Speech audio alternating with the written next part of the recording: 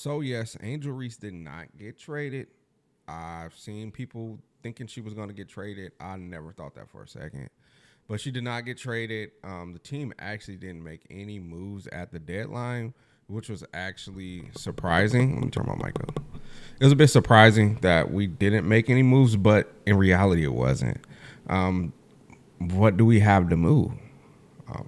No player besides, I guess, Will and Rachel Banham have played themselves to being worth anything out there on the market. So I couldn't see a reason for someone to take on anything else besides maybe Will and Rachel Banham. But again, what team right now is saying we are Will away from winning a championship? Maybe like Seattle could have that mindset. But I think Seattle probably thinks they're really they're there. They could be a sleeper team to go win a ring. And don't forget, these teams would have to give up something to give us so they can get Will or Rachel. And I'm not sure any team is thinking like we're Rachel away from winning a ring, because you have Rachel 2.0 who requested a trade at the beginning of the year. I'm talking about Marina Mabry. She's the better version of Rachel, and she wanted a trade, and nobody has snatched her up. Sorry, my allergies just start hitting me. So, yeah, the Chicago Sky, are they going to trade Angel or Camila? That's not happening. If you want to see coverage of more players in the W, like and subscribe. Let's get it going. Not this year, at least. Maybe next year, because I think that's the end of their rookie contracts. We're in the second year. I think, is it 4 or 3? But maybe next year, even if it's 3, that leverage will be best for them to trade them then.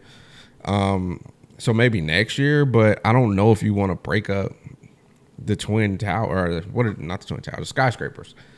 It just doesn't make sense. You have 2 cornerstone players. Most people have 1. You actually have 2. And as you can see, Angel is working to get herself out of the paint. So the paint is just for Miller. So that's something you have to look and say they aren't carbon copies, or they're not even similar players. This might be something that could work together for years and years to come. The problem with Chicago is they have to bring players in to enhance the team, to make them better. They have to bring players in that's going to fit around what you have. This year, I truly believe they brought players in to make things better for Courtney Vandersloot. Sorry, I was drawing a blank. I think they brought players in to make things better for Courtney Vandersloot. They got her some really seasoned catch and shoot players, because they wanted the ball to be in her hands and have people like Kia Nurse, Beck Allen to just catch and shoot the ball if Vandersloot got trapped, or if the roller got blitzed, or anything. That they want to have those veteran shooters out there. And that's why you've seen Chicago go and pick up these players. Those players weren't brung in to help tailor anything around Angel, for sure. Maybe Miller a bit, but for sure not to help Angel's game. Angel has won. She's a winner, and she's done her best with players like Alexis Morris, players like Kennedy Carter. Those are the players. Even her best friend in high school, I forget her name. She's light skinned, green eyes. Those players are guards that can go get a bucket, but also don't mind giving up the rock. And that's when Angel Reese gets to play her best, because that wing player is drawing in so much focus that Angel gets to meet her aggression, but being a post player. And that's when it goes crazy. And that's why I say Ariel Atkins has to shoot the ball almost 20 times a game. Not because she has to score 30 points a game, but because if that aggression is out there, most teams can handle one aggressive player like that. But if you have a big now that's equally aggressive with the different stuff, with the rebounds, with the putbacks, with the defense, now a team is worn down because we're using all of our energy to stop this aggressive guard. And unfortunately, we got this 6'3", 6'4" aggressive big down there that is capable of putting up 25, 10, and 5.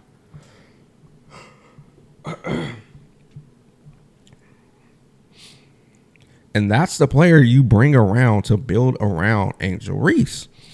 You keep Kennedy Carter. You keep Weatherspoon.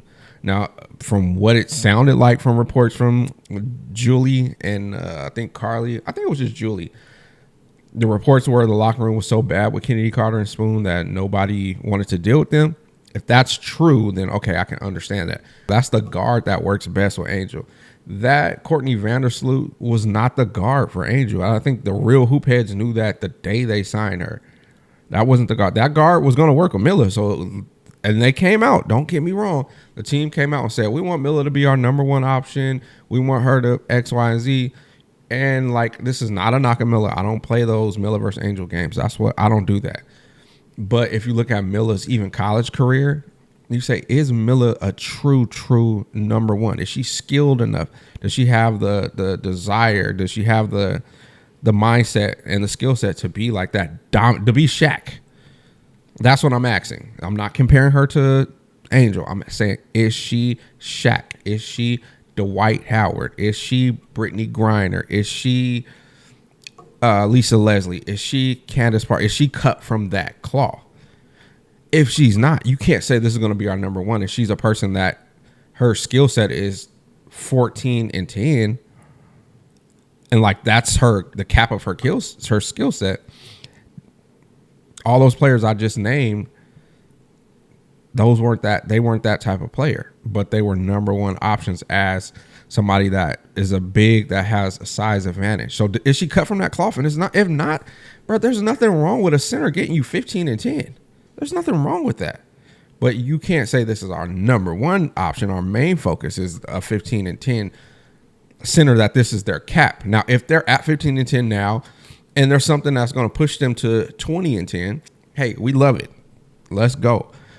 But in my opinion, just, my hoop head opinion is Miller has to develop some more post moves. She has to develop the drop step and know when to go to a drop step. She has to look at Aaliyah Boston and know when to just throw some bows and do a jump hook. Like those small things, she has to get better on the screens. And again, I'm not bashing her, but for her to be the number one option, those are the things that need to happen. And the team was saying we're going to cater for her to be our number one option.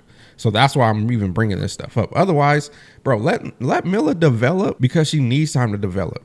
Angel needs time to develop. That is fine. But the problem is, you say we want to win now, so we're giving up what could have been Sonia Citron. We're going to give that up, and we're going to get Ariel Atkins, which Courtney Vandersloot said, I need another guard that's one in this league to run with. So they gave up Sonia Citron to get Ariel Atkins to appease Vandersloot to come play with us.